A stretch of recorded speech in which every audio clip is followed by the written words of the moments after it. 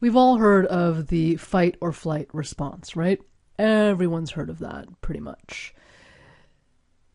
Whenever we have a reaction in that we feel threatened, we move into this place of fight, flight, or also freeze, right? There's a frozen state that happens also. I want to just take a step back and refresh our memory around the triune brain. I know we come to this slide often, and it's really important. The fight, flight, or freeze response happens in the lizard brain. There is something here that allows us to constantly be vigilant and aware of our surroundings.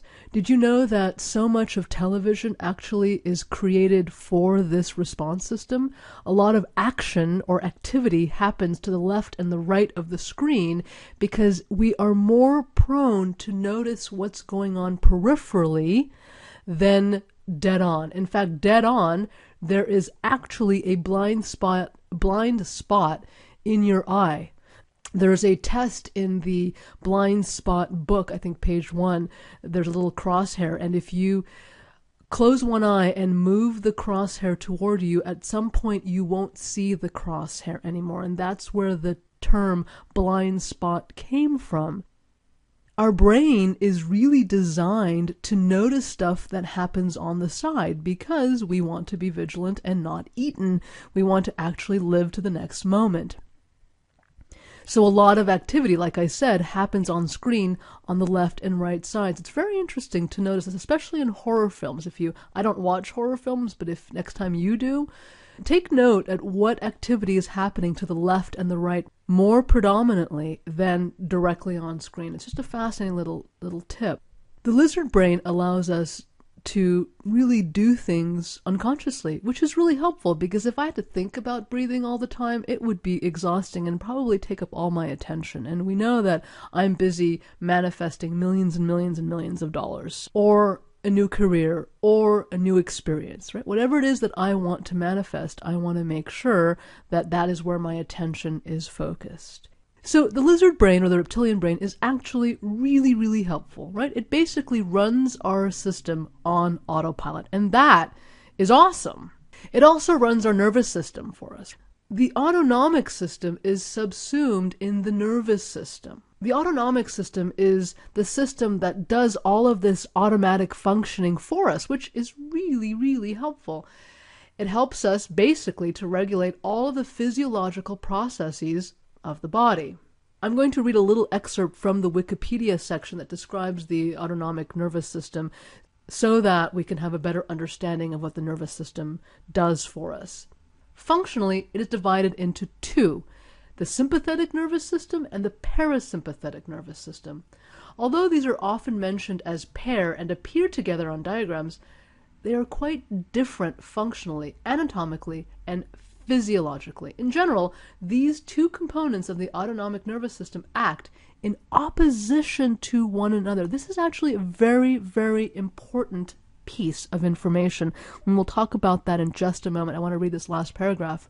Physiologically, the functions of the sympathetic nervous system are concerned with readying the body to deal with threat or danger. Right? This is really old brain. It is constantly on the lookout to see and make sure that I am safe at all times.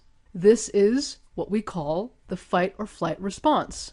When the fight or flight, and I want to add freeze, response is activated, what happens is the blood is diverted away from non-vital areas and directed to the heart, brain, and muscles, while the heart rate and breathing are increased to meet extra demands for blood and oxygen.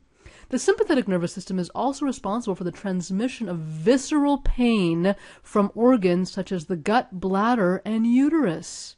Many functions of the sympathetic nervous system oppose those of the parasympathetic nervous system, although it is important to note that not all organs receive innervation from both components of the autonomic nervous system. So what that means is, if you have an experience where you feel threatened, you're on a call, someone pisses you off, you're driving, someone cuts you off, you get overcharged at the store, you receive your credit card bill, anything like that, Whenever there is a perceived experience of threat, this is what happens. What's interesting here is your reticular activating system, the one that's filtering all of your beliefs and what you're trying to manifest and all that fun stuff, that actually alternately turns on either the sympathetic or the parasympathetic nervous system. It's kind of like going back and forth between systems like an on-off switch. When the sympathetic nervous system is activated in a fight, flight, or freeze response, it totally takes over your body. That's why people have reactions that are out of their control. I just learned of a client who has a son who she purchased an iTouch, and it was the wrong generation, and he was so furious that he actually took the device and threw it out the window. And his statement was, "She should have predicted my reaction to know better. She should have predicted my reaction so that she could mitigate my response." Okay, so he's 10, right? So maybe not so much control there, but there are many adults who respond very similarly. We've heard of road rage. We've heard of, what was the 6-year-old girl who killed her sister who was much younger because she wasn't getting recognized and validated?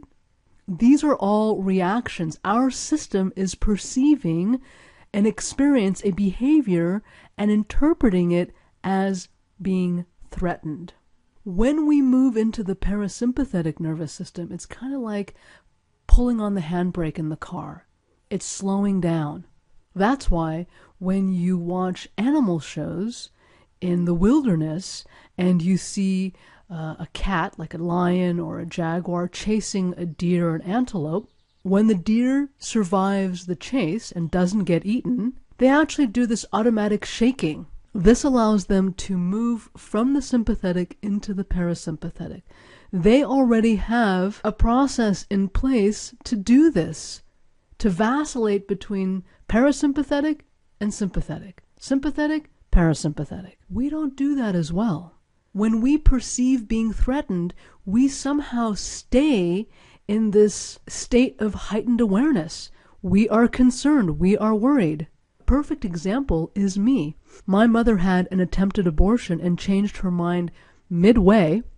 Of course, my nervous system would react to that experience, and for the entirety of my life, I have been running panic. It is unsafe to be alive. I have to be on heightened alert because I may be annihilated at any moment.